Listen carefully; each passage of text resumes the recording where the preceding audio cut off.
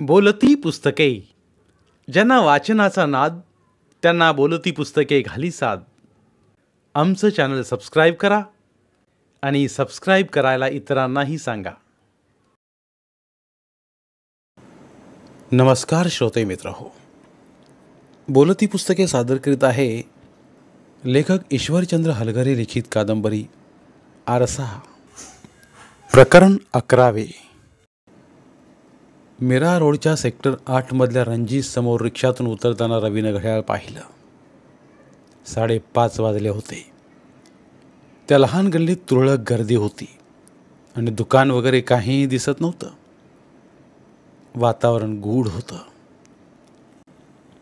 अमीनादी हे नाव तू ऐकलंच असशील, नाहीतर पेपरमध्ये तर नक्कीच वाचलं असशील. एखाद्या स्टार पर्सनॅलिटीबद्दल विचारावं तसं रंजना म्हणाली. नाही. कोण आहे ती? मग तुला जगण्याचा अधिकारच नाही अशा नजरेनं तिनं रवीकडं पाहिलं. रणजितची मालकीण आहे येड्या. बरोबर. रवी गालातल्या गालात हसला. पण रणजित हे एकदम बकवास नाव आहे. त्याचा अर्थ तुला माहीत आहे का? रणजित म्हणजे वाईट गोष्ट, थोडक्यात दुष्ट. असेल जगासाठी दुष्ट, पण माझ्यासाठी लकी आहे. अन अमीनादीसाठी तर गोल्डन लकी. समजलं का? नाही समजलं तर समजेल लगेच. ये माझ्या मागून. रंजना एकावेळी एकच माणूस जाऊ शकेल अशा निमुळत्या लाकडी पायऱ्या चढत होती. तिथे बराच काळोख होता, त्यामुळे रवी जपून पाय टाकत होता. वर आल्यावर त्याने एका 8 फुटी नक्षीकाम केलेल्या दरवाजातून भल्या मोठ्या हॉलमध्ये प्रवेश केला.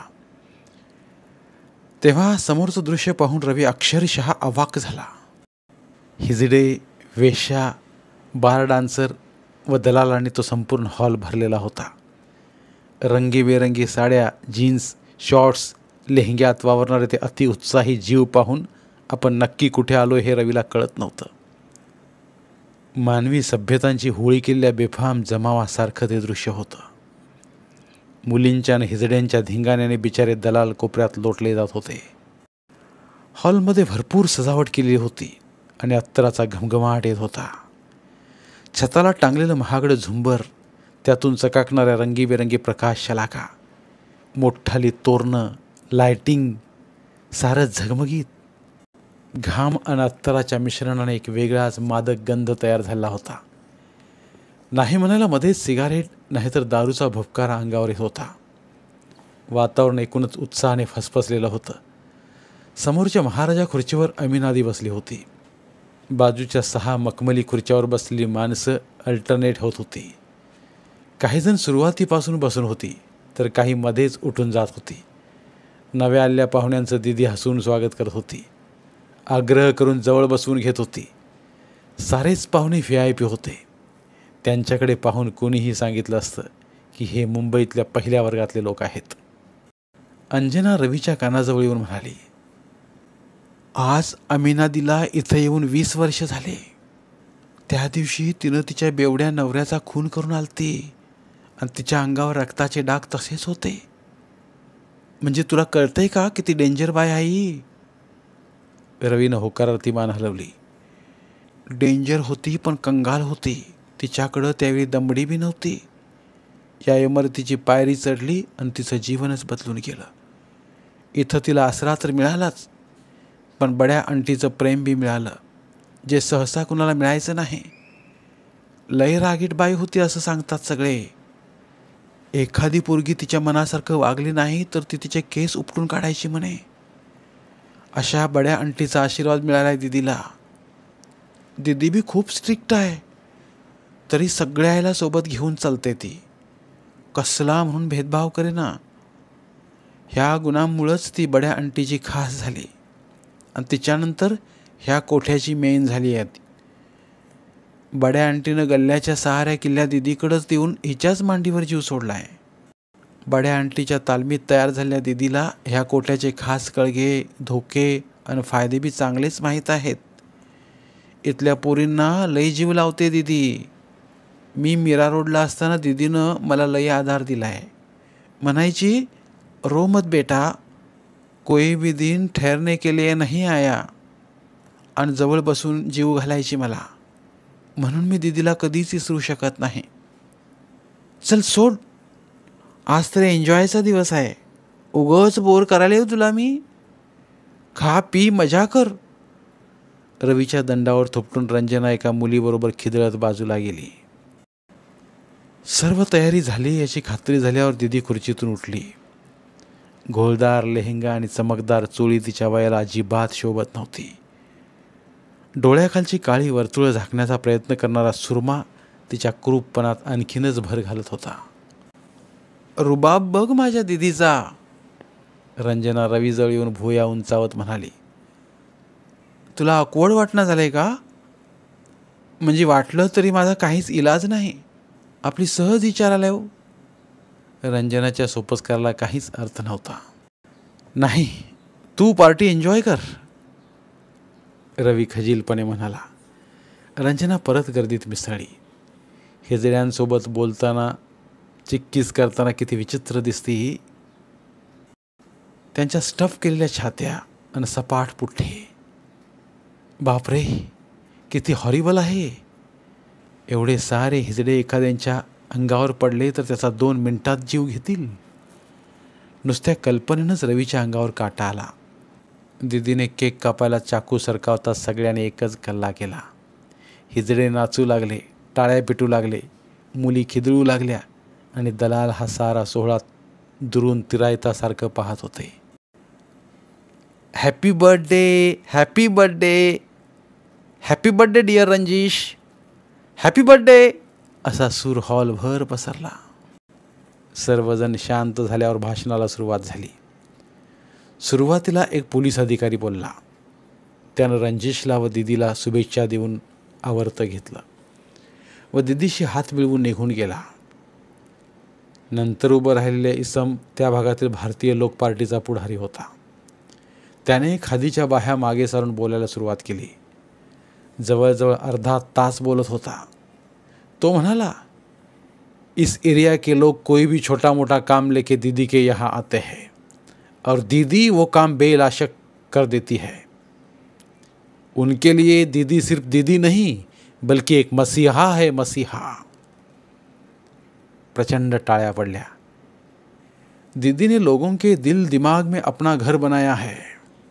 मुझे विश्वास है आने वाले कारपोरेशन चुनाव दीदी जरूर लढेगी और जीतेगी भी. या वाक्यावर तर अक्षरशः हॉल गडगडला. परंतु ज्यांना भाषण बोर होत होतं ते हातातला ग्लास रिकामा करत होते. एका हातात भरलेला ग्लास नाचवत रंजना रवीजवळ आली व त्याला आग्रह करू लागली. तिच्या दुसऱ्या हातात कबाबची प्लेट होती. मला खरंच नको ग, माझ्यासाठी हे सगळं नवीन आहे आणि इंटरेस्टिंगसुद्धा. मी एन्जॉय करायला तू चालू दे तुझं. रवीनं नकार दिला. तो पुढारी कोण आहे? भारतीय लोक पार्टीचा रमण पांडे. हाय छचोर, पण ओळख ताठ आहे त्याची. सुधांशू आचार्यांच्या मागं पुढे असतो कायम. 5 स्टार लोकांना पोरी पुरवतो. दीदी त्याची सोय करते. वाशीला तिकडे सुधारगृह आहे. वेगवेगळ्या गुन्ह्यातल्या बारक्या पुरी असतात तिकडे. त्याची हंटर दीदीची खास मैत्रीण. कवळ्या पुरींचा भाव बी जास्त असतो. दीदीला रोख कमिशन मिळतंय म्हणल्यावर वांदा नाही.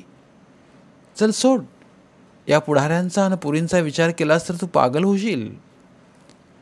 रंजना परत फिरून तुरुतुरु धावत घोळक्यात गेली. नंतर खूप वेळ भाषणं सुरूच होती. ते कुणीही फार मनावर घेत नव्हते. रवी अजूनही दरवाजाजवळच्या कोपऱ्यातच होता, जिथं तो सुरुवातीला येऊन थांबला होता. आता मात्र तो खूप कंटाळा होता. एका न पिलेल्या हिजड्याला हेरून त्याने जवळ बोलावलं व भूक लागल्याचं सांगितलं. ड्रिंक्स? त्या हिजड्याने भुवई उंचावून विचारलं. मी घेत नाही, रवीने नकारार्थी मान हलवली. आप रोजी के दोस्त बोल रहे हैं और कुछ ले नहीं रहे, ये सही नहीं है. त्या मध्यमवयीन हिजड्याने पाठीमागून येण्याची खूण केली. तो किचनकडे नेत असावा, कारण त्या बाजूने जेवणाचा वास येत होता. आपका नाम क्या है? रवी तिच्या पाठीमागून जात होता. पिंकी, पिंकी बोलते हैं सब मुझे। मालूम है क्यों? मेरे गाल पिंक लगते हैं उन्हें। पिंकी टाळी वाजून मनमुराद हसली. एका लहान खोलीच्या दरवाजात खुर्चीवर बसायला सांगून पिंकी किचनमध्ये गेली. रवी खोलीत डोकावला. त्याला एकदम रंजनाच्या रूमची आठवण झाली. इथंही सारं तसंच होतं. लोखंडी पलंगावर पडलेले अस्ताव्यस्त कपडे, कुबट वास आणि साऱ्या जुनाट वस्तू. टीव्हीपासून ते फ्रीजपर्यंत सारंच धूळ खात पडलेलं. रवीला आश्चर्य वाटलं. या मुली स्वतः एवढं टापटीप राहतात आणि खोल्यांचे असे उकिरडे करतात. येलो. स्टुलावर जेवणाची डिश व पाण्याचा पेला ठेवत पिंकी म्हणाली. पुलाव, जिलेबी, कबाब सगळं भरपूर क्वांटिटीत. रवीच्या तोंडाला पाणी सुटलं. आप नहीं लोगी? त्यानं पिंकीला विचारलं. नहीं, उधर हॉल में सबके साथ खाऊंगी. ठीक है. रवीने जिलेबीचा तुकडा तोंडात टाकला. बैठो ना, मुझे अकेला अनकंफर्टेबल लगेगा. आपकी कुछ बातें शेयर करें तो मुझे अच्छा लगेगा. मुझे दिलचस्पी है आप सब में. रवि म्हणाला. खाली दिलचस्पी तो सबके पास है साहब. वक्त आने पर बहुत बुरा सलूक करती है दुनिया हमारे साथ. बाजूच्या स्टुलावर बसत पिंकी म्हणाली. ऐसा क्यों बोलती हो? प्लीज मुझे डिटेल में बताओ ना. रवि म्हणाला.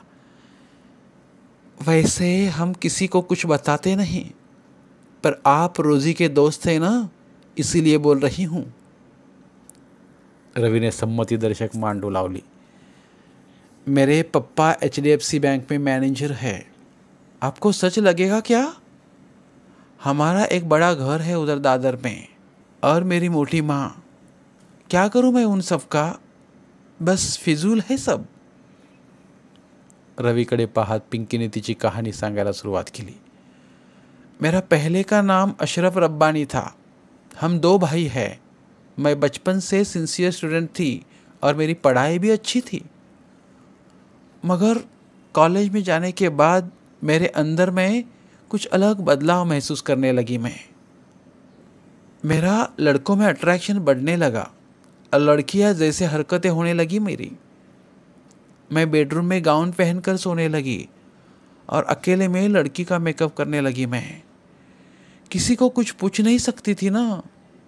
मुझे कुछ समझ नहीं आ रहा था मेरे साथ ऐसा क्यों हो रहा है. मगर इतना जरूर समझ रहा था कि मैं नॉर्मल नहीं हूँ. तुम्हें क्लियर बताऊँ तो मेरा वो वाला हिस्सा बहुत छोटा था. पिंकी ने खाली बोर्ड दाखवलं.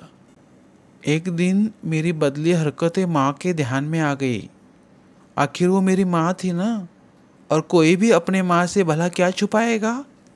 उसने मुझे पूछा. तब मेरे पास कोई रास्ता नहीं था.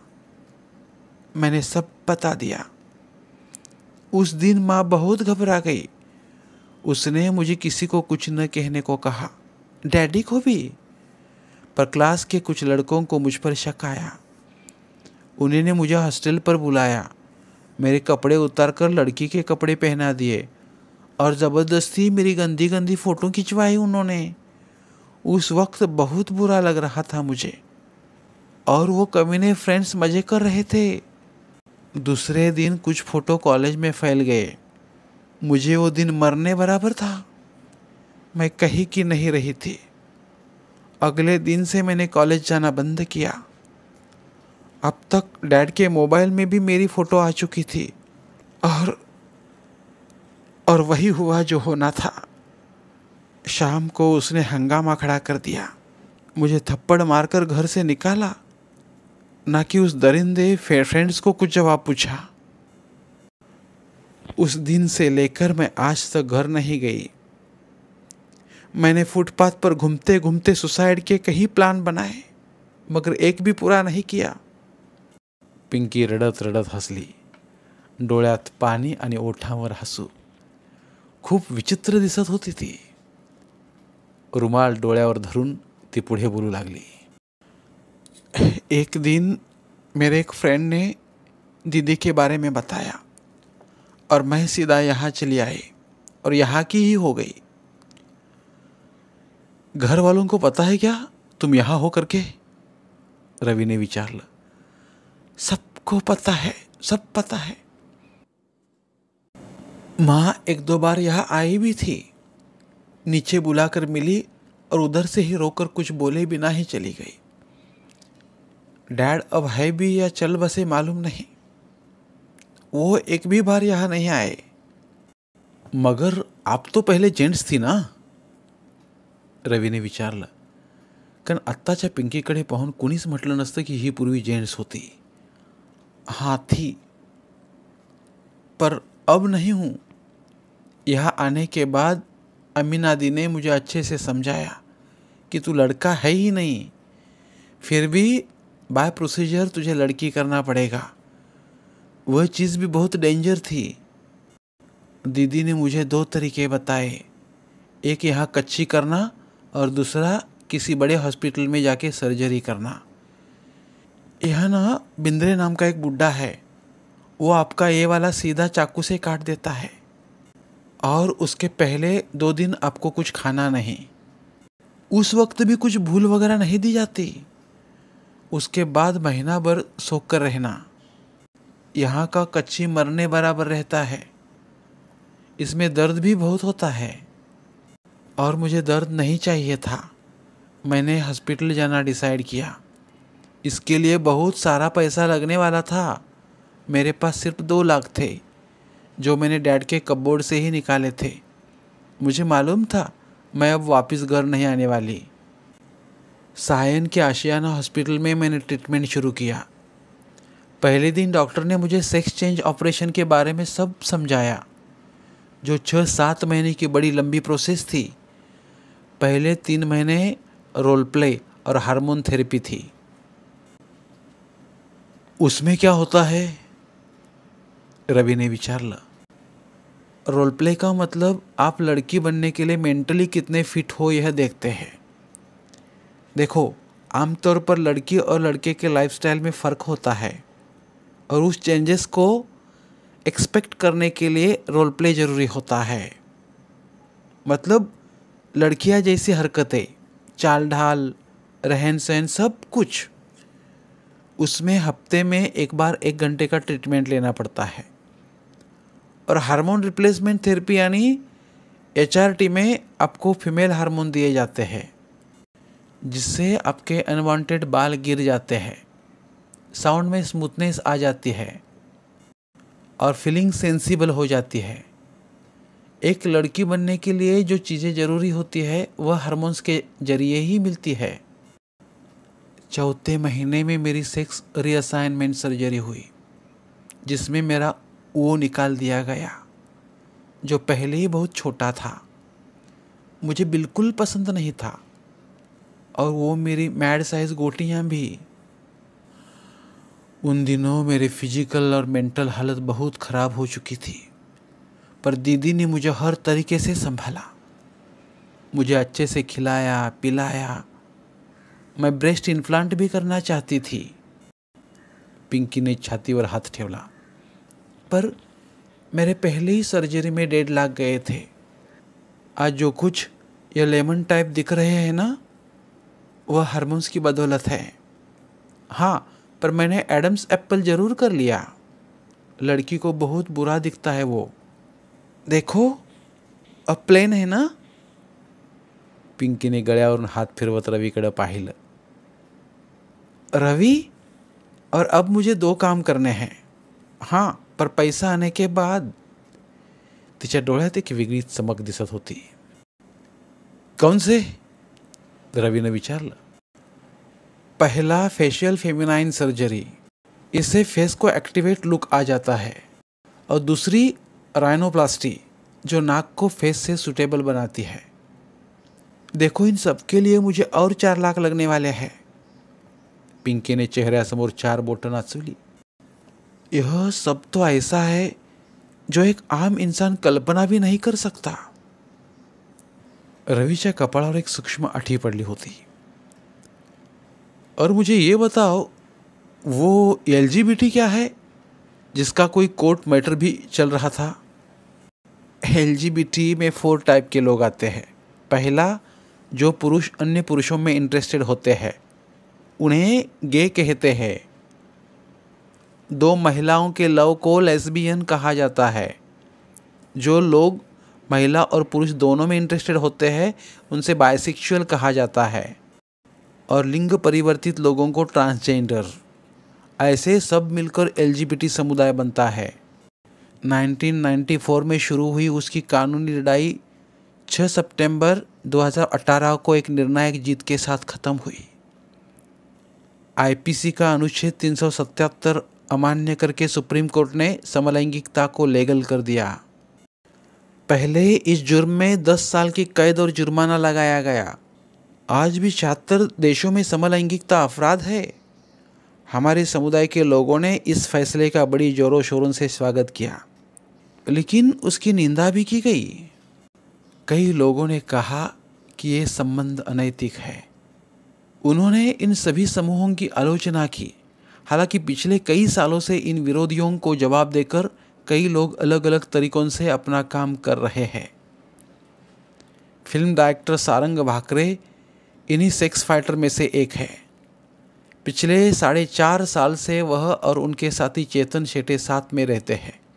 उन्होंने कहा, प्यार के एक सुंदर और शुद्ध भाव के साथ हम जी रहे हैं। अंत में लिंग आपके शरीर का हिस्सा है। आत्मा को कोई लिंग नहीं होता। जिन लोगों को भारतीय संस्कृति और सभ्यता की पड़ी है, उन्हें अपने प्राचीन वेलोरा खजुराहो केव्स का फिर से अध्ययन करना चाहिए। बड़ा ही सीधा ओपिनियन है सारंग का। आप मिली हो उसे? रवि ने विचारा। नहीं, पर उसके आर्टिकल पढ़ी हूं मैंने। सुनो, पिंकी रवि कडे पाहत म्हणाली, हमारे 2 फ्रेंड्स है, विद्या और जैस्मिन करके। उधर सांताक्रूज में 4 साल से साथ में हैं। कॉलेज में उनकी पहचान हुई और उन्होंने साथ रहने का निर्णय लिया। आप कल्पना कर सकते हो कि ये कितना मुश्किल है। ऐसे संबंधों में किसी के घर वाले परमिशन नहीं दे सकते। विद्या और जैस्मिन के साथ भी वैसा ही हुआ। विद्या के घर वाले ने उसे पहले समझाया, फिर उसकी पिटाई की, और जैस्मिन का हाल तो पूछो मत।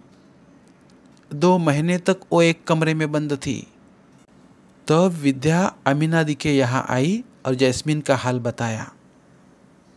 अमीना दी खुद जाकर जैस्मिन के माँ बाप से मिली और उनको समझाया। कोर्ट मैटर के बारे में भी बता दिया। तब जाके जैस्मिन के घर वालों ने उसे बाहर निकाला। जैस्मिन अब अपना घर छोड़कर विद्या के साथ ही रहती है। जैस्मिन कहती है, आज भले ही हमारे माता पिता हमारे साथ नहीं हैं, पर हम एक दूसरे के साथ जरूर रहेंगे। आखिर प्यार तो एक आदमी पर किया जाता है ना, एक लिंग पर तो नहीं। हमारा प्यार भी सच्चा है।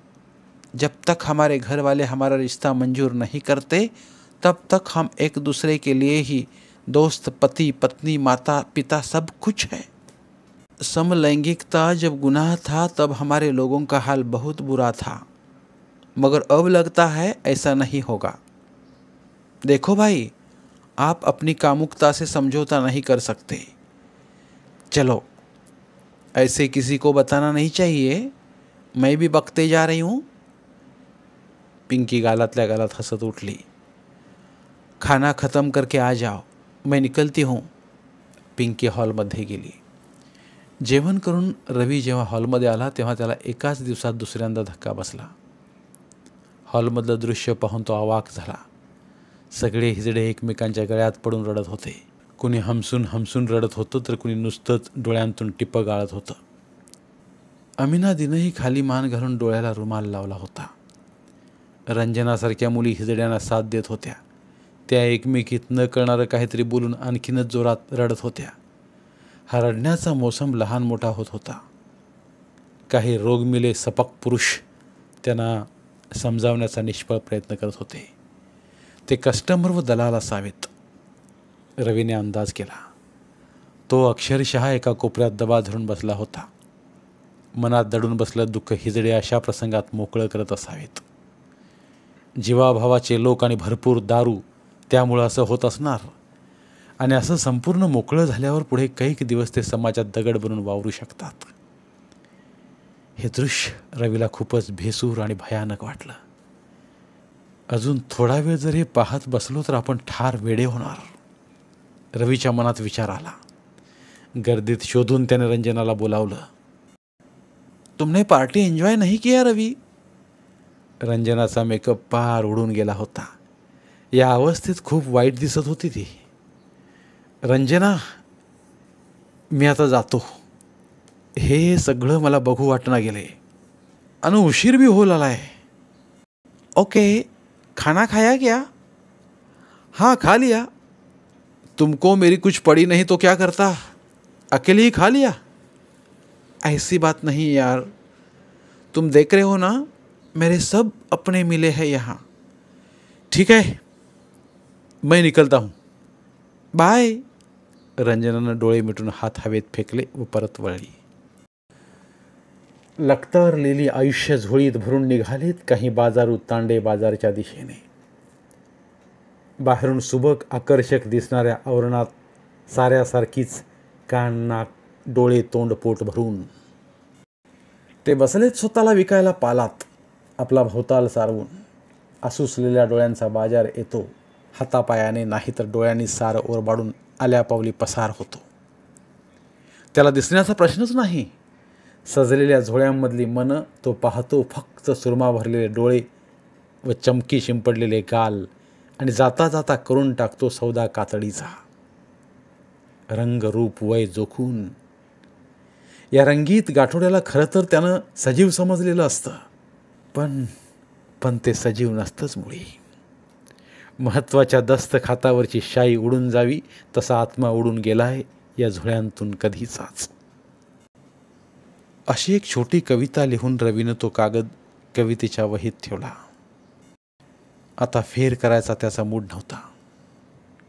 खरं तर मिरार ओढून आल्यावर प्रवासाने तो खूप थकला होता, पण काहीतरी लिहिल्याशिवाय मनाचा तळ निवळणार नव्हताच.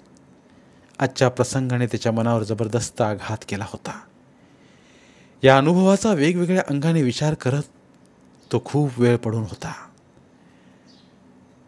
माणसाचं अस्तित्व त्याच्या बाह्य रूपावरून ठरतं की अंतर्गत हुशारीवरून? त्याच्या आयुष्यात रंग, रूप, वय एवढंच महत्त्वाचं असतं? मग काळजातल्या अस्मितेचं काय? कशाला कसं आणि किती महत्त्व असतं? किंवा वेळ काळानुसार संदर्भ कशी वळणं घेतात? शेवटी माणसाचं अस्तित्व तेवढं तकलादू आहे, तेवढंच ते मजबूतही आहे. प्राप्त परिस्थितीशी झगडण्याचं बळ त्याला मुळातच मिळालेलं असतं. म्हणूनच रंजना आणि पिंकीला खऱ्या अस्तित्वानं जगणं मुश्किल झालं. तेव्हा त्यांनी नवा पर्याय शोधला, आपली नवी ओळख निर्माण केली. अशा निष्कर्षाप्रत येऊन हा विचार झटकण्याचा प्रयत्न करीत रवी कॉटवर पडला. धन्यवाद. उर्वरित कादंबरी पुढील भागात. धन्यवाद. बोलती पुस्तके श्रोते मित्रांसाठी मराठी साहित्याचा खजिना फक्त 59 रुपयात. फक्त 59 रुपये माफक फी भरून आमच्या साहित्यरत्न या चॅनलचे सभासद व्हा व भरपूर मराठी ऑडिओ बुक्सचा आस्वाद घ्या.